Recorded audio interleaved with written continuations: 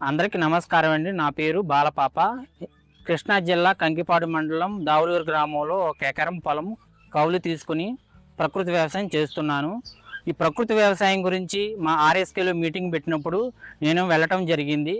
ప్రకృతి వ్యవసాయ సిబ్బంది ఈ 32 రకాల నవధాన్యాల గురించి అవగాహన కల్పించడం జరిగింది. నేను 15 కేజీలు కిట్టు తీసుకుని ఈ సంవత్సరం నా పొలంలో చల్లడం జరిగింది. 20 రోజుల తర్వాత గోంగూర, తోటకూర తీసుకోవడం జరిగింది. అలాగే పక్క రైతులకి అమ్మటం, నాకు ఇంట్లో వాడుకోవడం కూడా జరిగింది. ఇంకా ఎక్కువగా ఉంటే మార్కెట్లో కూడా ఇవ్వటం జరిగింది. దాని ద్వారా నాకు ఆదాయం 3000 వరకు ఆకుకూరల ద్వారా రావడం జరిగింది.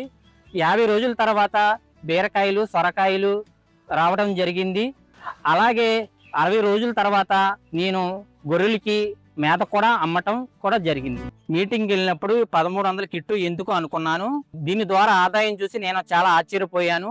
అలాగే నా పక్క రైతులు కూడా వచ్చి ఈ పద్ధతిని చూసి వాళ్ళు కూడా ఈ 32 రకాల నవధాన్యాల విత్తనాలు వేయడానికి ముందుకు రావడం జరిగింది. నా పొలంలో గమనించిన అంశాలు ఏంటంటే, ఈ 32 రకాలు వేయటం వల్ల బాగా ఒత్తిగా మొలిచాయి. సూర్యరశ్మి అనేది డైరెక్ట్గా భూమికి తాగటం లేదు. భూమి తాకపోవడం వల్ల సూక్ష్మజీవులని చనిపోవని చెప్పారు. తద్వారా వేరు వ్యవస్థ అనేది భూమి లోనకి వెళ్ళాయి. అలాగే నా పొలంలో వానపాములు కూడా ఉండటం గమనించాను. ఈ సంవత్సరం ఖరీఫ్లో నేను ఈ పిఎం డేస్ని కలిగి ఉండటం తర్వాత నా పొలంలో వరి సాగు చేస్తాను. నెక్స్ట్ పంటకు వచ్చి ఈ 32 పోషకాల ద్వారా ఈ వరికి అనేది అధిక బలం చేకూరుతుంది.